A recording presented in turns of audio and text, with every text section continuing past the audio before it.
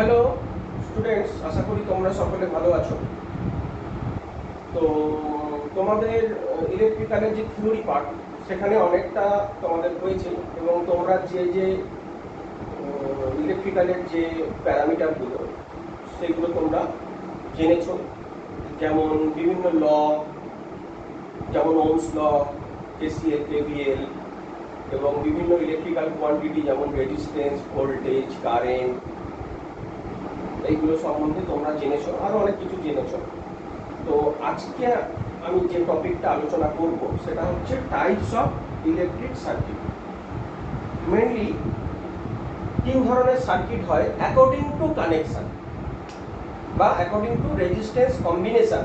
তিন ধরনের circuit combination হয়, একটা হচ্ছে সিরিজ, আর একটা হচ্ছে প্যারালাল, আর একটা কম্বিনেশন হচ্ছে mixed combination. Series combination of circuit, parallel combination এবং মিক্সড কম্বিনেশন। আজকে আমরা যেটা নিয়ে আলোচনা করব সেটা হচ্ছে সিরিজ কম্বিনেশন অফ সার্কিট। তোমরা কালী পুজোর সময় বিভিন্ন ইলেকট্রিক্যালের দোকানে দেখেছো যে এলইডি ল্যাম্পের সেট বিক্রি হতো। তো এলইডি ল্যাম্প যেভাবে কানেকশন করা থাকে ওটা কিন্তু একটা সিরিজ কম্বিনেশন। সমস্ত এলইডি ল্যাম্পগুলো সিরিজ কম্বিনেশনে কানেকশন করা থাকে, এবং তোমরা দেখেছো যদি কোনো ল্যাম্প কেটে যায়, একটা ল্যাম্প যদি কেটে যায় তাহলে কিন্তু পুরো সিস্টেমটাই শাট ডাউন হয়ে যাবে, তার মানে কোনো ল্যাম্পই আর চলবে না। তো যাই হোক, তো আমরা যেটা করব এখন সিরিজ সার্কিট কি, কাকে বলে, তার ডিটেলসটা আমরা আলোচনা করব। তো সিরিজ সার্কিট আমরা কাকে বলবো? ধরো তিনটে রেজিস্ট্যান্স আছে,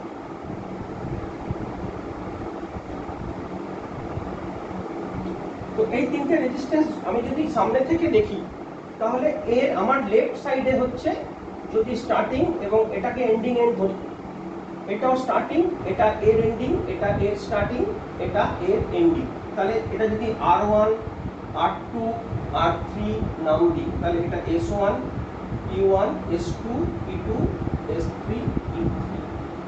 এটা কি সিরিজ কম্বিনেশন বলবো? বলবো না। তার কারণ হচ্ছে যতক্ষণ না আমরা এই দুটো এন্ড কানেকশন করছি এটাকে বলা হয় এন্ড টু এন্ড কানেকশন।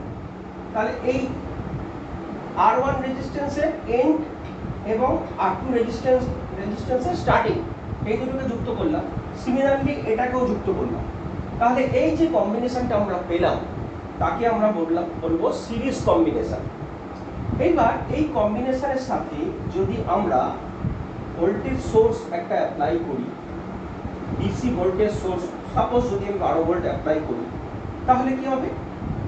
এর মধ্যে দিয়ে কারেন্ট ফ্লো হবে। আমরা জানি পোটেনশিয়াল ডিফারেন্স থাকলে কারেন্ট তৈরি হয়, কারেন্ট ফ্লো করে, তাহলে এটা এর মধ্যে দিয়ে একটা কারেন্ট ফ্লো হবে। এই কারেন্ট মেজার করতে গেলে আমাদের অ্যামমিটার লাগবে। তো দেখো আমি অ্যামমিটারটা এই সার্কিটের যেখানেই কানেক্ট করি না কেন তোমাকে কিন্তু কারেন্টের ভ্যালু সমান দেবে। মানে আমি যদি অ্যামমিটারটা এখানে কানেক্ট করি বা এখানে কানেক্ট করি, অবশ্যই ডিসি এমসি টাইপ যেটাকে বলা হয়, তোমরা পরে জানবে। তো আমি যেখানেই কানেক্ট করি না কেন অ্যামমিটার, যে 4টেই করি, 6টাই করি, যতগুলো অ্যামমিটার করি না কেন সব অ্যামমিটার কিন্তু একই ভ্যালু শো করবে। তো এইটা সিরিজ সার্কিটের একটা মেন ক্যারেক্টারিস্টিক্স, যে কারেন্ট সমস্ত জায়গায় সমান, same current will flow through the circuit, একই কারেন্ট সার্কিটে ফ্লো করবে। 1 নম্বর। 2 নম্বর প্যারামিটার কি না ভোল্টেজ। ধরো আমি এই 12 ভোল্ট সোর্স ভোল্টেজ, আমার কাছে 12 ভোল্ট আছে, তাহলে এই 12 ভোল্টটা কি হবে, যেহেতু তিনটে রেজিস্ট্যান্স আছে তো এরকম রেজিস্ট্যান্স আরো বাড়তে পারে। আমি তোমাদের তিনটে রেজিস্ট্যান্স নিয়ে বলেছি, এরকম কম্বিনেশন আরো বাড়তে পারে। তাহলে এই 12 ভোল্টটা কি হবে, যেহেতু তিনটে রেজিস্ট্যান্স আছে তিনটে ভাগে ভাগ হয়ে যাবে, তাহলে এই তো তিনটে ভাগে ভাগ হবে। আমরা যদি ভোল্ট মিটার ইউজ করি তাহলে ভোল্ট মিটার কি করবে, তিনটে ভোল্টেজ ড্রপ শো করবে।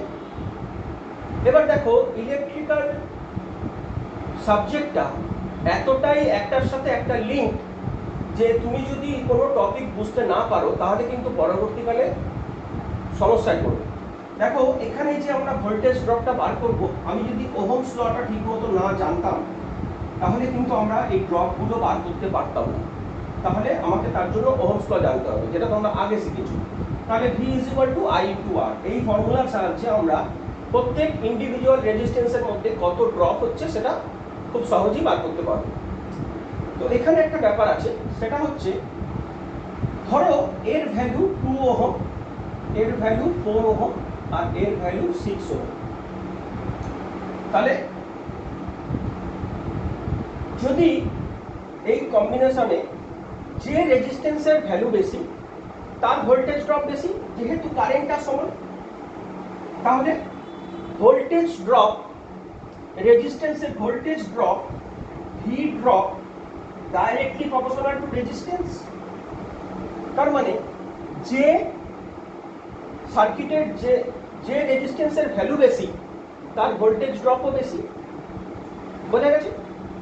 আচ্ছা, এইবার এখানে একটা ব্যাপার আছে, সেটা হচ্ছে যে তোমরা কেউ প্রশ্ন করতে পারো, স্যার আপনি তো 12 ভোল্ট অ্যাপ্লাই করেছেন, তো রেজিস্ট্যান্স কি ভোল্টেজ ড্রপ কি তিনটেতেই সমান হবে নাকি আলাদা আলাদা হবে? তো দেখো, যদি তিনটে রেজিস্ট্যান্সের ভ্যালু সমান হয় তখনই ভোল্টেজটা তিনটে সমান ভাগে ভাগ হবে। আর যদি আলাদা আলাদা হয় তাহলে আলাদা আলাদা ভোল্টেজ ড্রপ হবে, এবং যার রেজিস্ট্যান্সের ভ্যালু বেশি তার ড্রপও বেশি হবে, যার রেজিস্ট্যান্সের ভ্যালু কম তার ভোল্টেজ ড্রপ কম। সেটা আমরা একটু আগেই দেখলাম। তাহলে এর সব থেকে বেশি, এর তার থেকে কম, এর তার থেকেও কম। তাহলে এই গেল ভোল্টেজ ড্রপের ব্যাপার। তিনটে প্যারামিটার আমরা আলোচনা করব, কারেন্ট, ভোল্টেজ এবং রেজিস্ট্যান্স। তারপরে আমি বলছি কি করতে হবে। তাহলে কারেন্ট সমান, কারেন্ট কি হয় সেম থাকে, ভোল্টেজ কি হয় ভাগ হয়ে যায়, ভোল্টেজ যতগুলো কনজিউমিং এলিমেন্ট থাকে তার মধ্যে ভাগ হয়ে যায়। আর রেজিস্ট্যান্সটা কি হয় না, টোটাল রেজিস্ট্যান্স যেটা হয় সেটা ইন্ডিভিজুয়াল রেজিস্ট্যান্সের অ্যারিথমেটিক সাম হয়। তাহলে এই যে টোটাল রেজিস্ট্যান্স বা ইকুইভ্যালেন্ট রেজিস্ট্যান্স, ইকুয়াল নয় কিন্তু ইকুইভ্যালেন্ট। ইকুয়াল আর ইকুইভ্যালেন্টের মধ্যে তফাৎ আছে। কিরকম? ধরো তোমাদের ক্লাসে যে টিআর, ট্রেড রিপ্রেজেন্টেটিভ, যে তার কাছে কিন্তু সমস্ত ইনফরমেশন থাকে, কিন্তু তার যে শারীরিক বা ফিজিক্যাল যে প্যারামিটার, তার হাইট, তার বিহেভিয়ার, তার গঠন, শারীরিক গঠন সবার থেকে কিন্তু আলাদা। কারণ এই বিশ্বে আমরা এক একজন এক একের থেকে আলাদা, এক একজনের থেকে আলাদা। কিন্তু যখন সে ট্রেড রিপ্রেজেন্টেটিভ তখন কিন্তু সে অ্যাজ এ ইকুইভ্যালেন্ট কাজ করছে। কেন না, সে তোমাদের রিপ্রেজেন্টেটিভ। তোমরা ধরো 30টা ছেলে আছো, তোমাদের 30টা ছেলে রিপ্রেজেন্টেটিভ, মানে তোমাদের যাবতীয় যে ইনফরমেশন সেটা কিন্তু স্যাররা বা তোমরা যারা স্টুডেন্ট বা যারা তোমার ওর যারা বন্ধু তারা ওই ক্লাসে সমস্ত ইনফরমেশন ওর থেকে তোমরা কালেক্ট করতে পারবে। তেমনি আমরা এই তিনটে রেজিস্ট্যান্সকে যদি একটা সিঙ্গেল রেজিস্ট্যান্স দিয়ে রিপ্রেজেন্ট করি তখন তাকে আমরা বলবো ইকুইভ্যালেন্ট অফ দিস থ্রি রেজিস্ট্যান্সেস। বোঝা গেছে? তাহলে কি হয়, রেজিস্ট্যান্স ইকুইভ্যালেন্ট বা টোটাল আমরা আরটি বা আর ইকিউ দিয়ে ডিনোট করতে পারি। কি হবে? Individual resistance. তাহলে এখানে যেহেতু তিনটে রেজিস্ট্যান্স নিয়েছি সেই জন্য তিনটে দেখিয়েছি, প্লাস ডট ডট ডট আর এন, এন সংখ্যক। Similarly voltage drop V1 plus V2 plus V3 plus dot dot dot Vn। তার মানে আমি এখানে তিনটে বলে তিনটে দেখিয়েছি, এরকম আরো যদি থাকে তাহলে চলতে থাকবে। তাহলে এই হলো ভোল্টেজ, কারেন্ট এবং রেজিস্ট্যান্স, এটা সিরিজ সার্কিটের ক্ষেত্রে প্রযোজ্য। তো এখন কথা হচ্ছে, তোমরা বলতে পারো স্যার আপনি যে এটা লিখলেন R1 plus R2 plus R3 কোথা থেকে পেলেন? এটা আপনি কোথা থেকে পেলেন? তখন যেটা করতে হবে,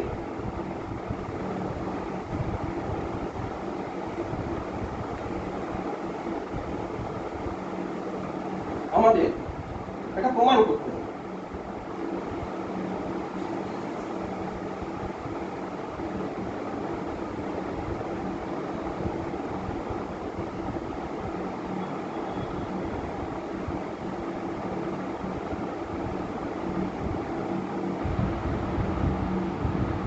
এটা সোর্স ভোল্টেজ। তাহলে আমরা কি দেখলাম যে সোর্স ভোল্টেজ কি হচ্ছে ইন্ডিভিজুয়াল ভোল্টেজ ড্রপের সাথে ইকুয়াল হচ্ছে। তাহলে এটাকে যদি আমি V1 নাম দিই তাহলে এটা হবে V2 এবং এটা হবে V3। তাহলে দেখো এই V1 মানে কি? অ্যাকর্ডিং টু ওহমস ল আমরা জানি V1 মানে voltage drop across the resistance R1, voltage drop across হয় আর কারেন্ট থ্রু হয়। তাহলে ভোল্টেজ ড্রপ across R1 মানে কারেন্ট সেম, তার মানে IR1। Similarly voltage drop V2 IR2 এবং ভোল্টেজ ড্রপ V3 IR3। ঠিক আছে, তাহলে বসিয়ে দাও।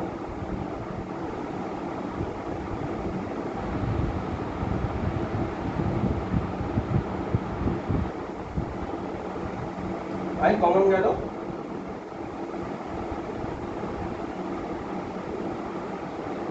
What is VS? VS হচ্ছে সোর্স ভোল্টেজ। তাহলে আমরা এই যে একটু আগে বললাম ইকুইভ্যালেন্ট, এমন একটা সার্কিট আমরা এর বদলে করতে পারি যেটা যে সার্কিটটা এর এফেক্টটাই দেবে। তাহলে সেটাকে যদি আমরা এইভাবে ড্র করি,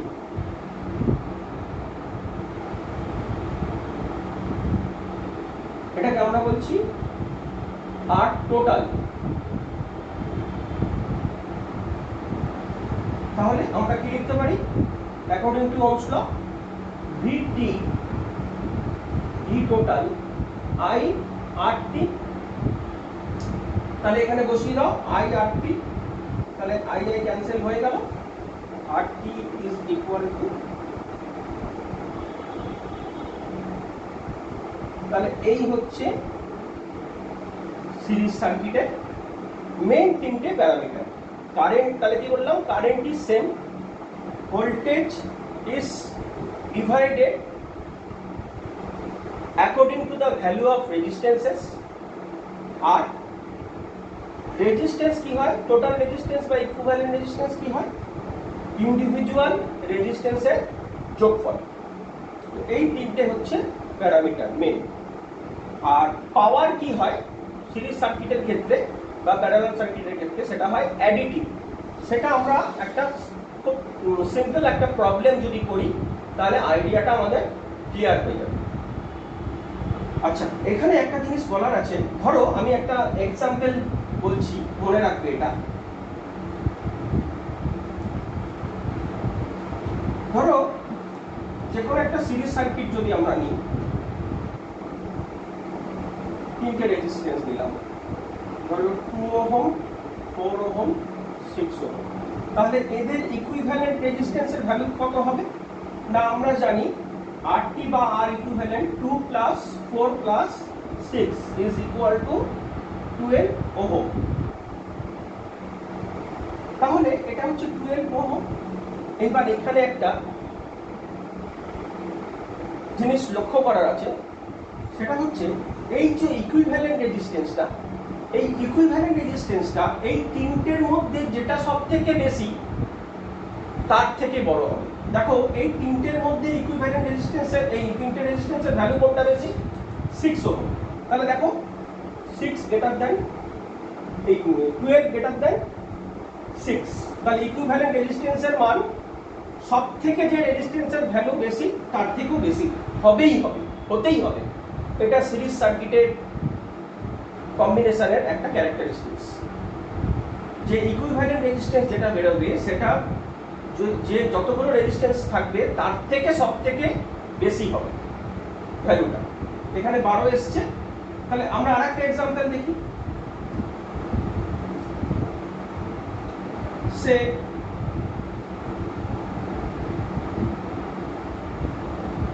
2 4 6 8, তাহলে টোটাল কত হচ্ছে? 4 3 6 12 8 20 20 ওহম। ধরো এটা A পয়েন্ট, এটা B পয়েন্ট। তাহলে A B পয়েন্টের মধ্যে ইকুইভ্যালেন্ট কত? 20 ওহম। দেখো এই চারটের মধ্যে সবথেকে বড় রেজিস্ট্যান্সের ভ্যালু কত? 8 ohm. All are in ohm. তাহলে ইকুইভ্যালেন্ট রেজিস্ট্যান্সের value 20 greater than 8, 20 ohm greater than 8। তাহলে এটা হবে। তাহলে সিরিজ সার্কিটের মেন যে কনসেপ্টটা সেটা বলে দিলাম। এবার আমরা একটা প্রবলেম করি।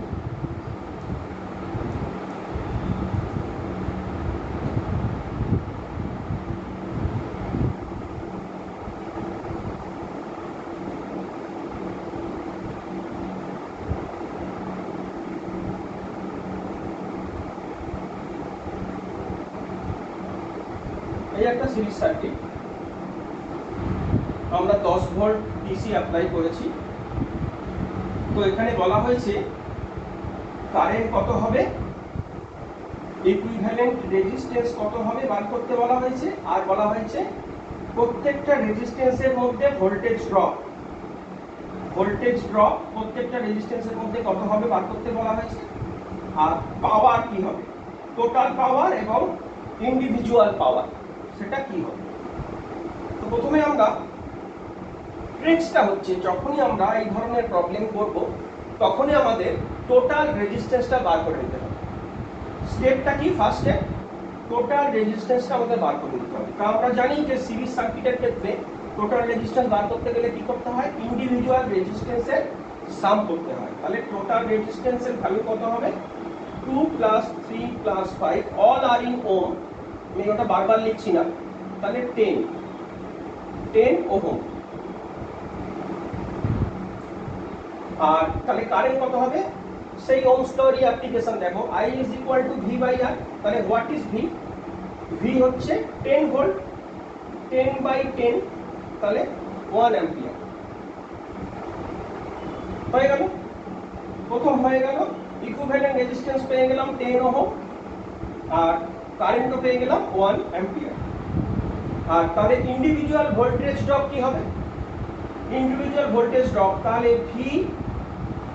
V2 মানে আমি বলছি voltage drop across V2 ohm, voltage drop across 2 ohm resistance. তাহলে কি হবে, I × R, এটা যদি R1 নাম দিই, R2 নাম দিই, R3 নাম দিই, IR1 which is equal to 1 × 2, তাহলে 2 ভোল্ট। তাহলে V3 ওহম কি হবে, IR2 1 × 3 ভোল্ট। আর V5 কি হবে, I × R3 which is equal to 5 volt. তাহলে 2 ভোল্ট, 3 ভোল্ট, 5 ভোল্ট। তাহলে টোটাল কত হলো, তাহলে V1 + V2 + V3 কত হলো, 2, 3, 5।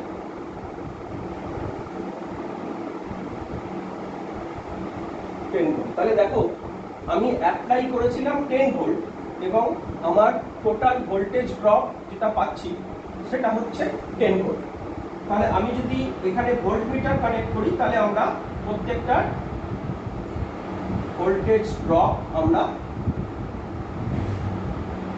এই ভ্যালুগুলো পেয়ে যাবো। এটা 2 ভোল্ট, এটা 3 ভোল্ট, আর এটা 5 ভোল্ট পেয়ে যাবো। তাহলে আমরা কি বুঝতে পারছি যে total voltage equal to individual voltage drop তার যোগফল। টোটাল ভোল্টেজ হচ্ছে arithmetic some of individual voltage drop, মানে যে ভোল্টেজটা আমরা অ্যাপ্লাই করেছি সেই ভোল্টেজটাই 3 ভাগে ভাগ হচ্ছে। যেহেতু 3টে রেজিস্ট্যান্স আছে, যদি 3টে রেজিস্ট্যান্সের ভ্যালু সমান হয় তাহলে কি হবে দেখা যাক।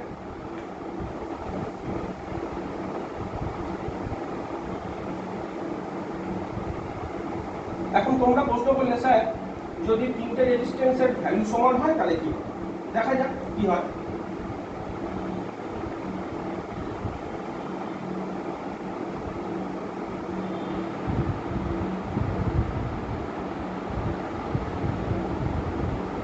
ধরো এটা 9 ভোল্ট, তাহলে ইকুইভ্যালেন্ট রেজিস্ট্যান্স কত হবে, 3 + 3 + 3 9 ওহম।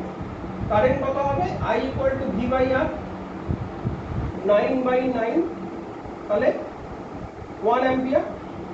তাহলে প্রত্যেকটা ড্রপ কত হবে আগের মতোই, তাহলে 3 ভোল্ট 3 ভোল্ট 3 ভোল্ট। তাহলে দেখো টোটাল ভোল্টেজটা তিনটে ভাগে ভাগ হয়ে গেল, প্রত্যেকটাই 3 ভোল্ট করে।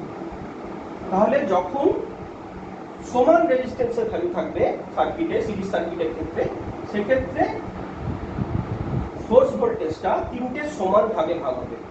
আদারওয়াইজ যদি ডিফারেন্ট ভ্যালু থাকে তার মধ্যে যে ভ্যালুটা বেশি থাকবে তার ড্রপ সব থেকে বেশি হবে, যেটা আমরা আগে দেখলাম, এবং তারপরে যে থাকবে এবং সবশেষে যেটা কম তার ভোল্টেজ ড্রপ হবে।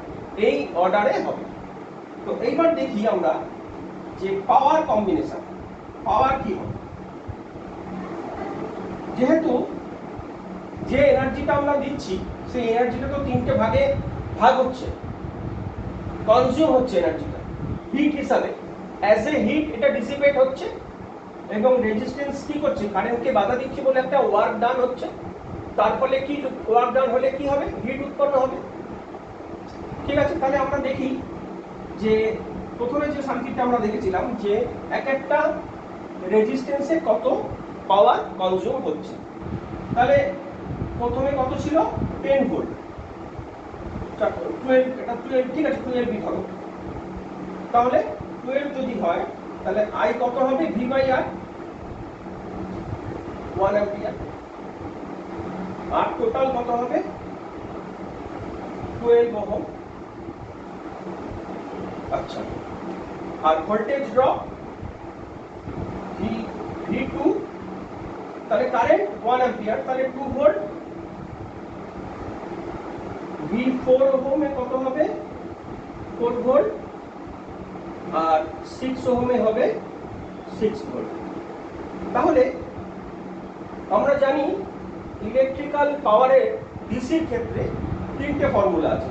যদি সিরিজ সার্কিট হয় তাহলে আমরা কি করব, I স্কয়ার আর, আর যদি প্যারালাল সার্কিট হয় তাহলে ভি স্কয়ার বাই আর। মানে যেখানে যেটা দরকার সেটা করব। I স্কয়ার আর কেন বললাম, যেহেতু কারেন্টটা সমান সেহেতু এই ফর্মুলাটা ইউজ করলে সুবিধা হবে। আর ভি স্কয়ার বাই আর করবো আমরা প্যারালাল সার্কিটের ক্ষেত্রে, সেটা পরে বলবো যখন প্যারালাল সার্কিট করব। তাহলে দেখো P1 মানে পাওয়ার ডিসিপেশন অ্যাক্রস রেজিস্ট্যান্স 2 ওহম, তাহলে I স্কয়ার আর মানে 1 স্কয়ার ইনটু 2, তার মানে 2 ওয়াট। তাহলে P2 কত, 1 স্কয়ার ইনটু 4 ওয়াট। আর P3 কত, 1 স্কয়ার ইনটু 6 ওয়াট। তাহলে টোটাল কত হলো, total power P1 plus P2 plus P3, 2 plus 4 plus 6, 12 watt. এইবার দেখো তাহলে সোর্সের এখানে কত দিচ্ছে, সোর্স কত পাওয়ার সাপ্লাই করছে না, সোর্স দিচ্ছে P total 1 into 12, 12 volt, 12 watt, sorry 12 watt. তাহলে যে পাওয়ারটা সোর্স দিচ্ছে সেটা তিনটে ভাগে ভাগ হচ্ছে, যেটা সংরক্ষণ সূত্র, যেটা আমাদের শক্তির যে সংরক্ষণ সূত্র সেটাকেও মেনে চললো। ঠিক আছে, তাহলে এই হচ্ছে সিরিজ সার্কিটের কনসেপ্ট। আশা করি তোমরা সকলে বুঝতে পেরেছো। যদি কোনো ডাউট থাকে আমাকে নেক্সট ক্লাসে বলবে, আমি ডাউট ক্লিয়ার করে দেবো। এবং বিভিন্ন ধরনের প্রবলেম তোমাদেরকে করতে হবে, যত বেশি প্রবলেম করবে তত তোমাদের আইডিয়া ক্লিয়ার হবে। Okay, thanks to all of you.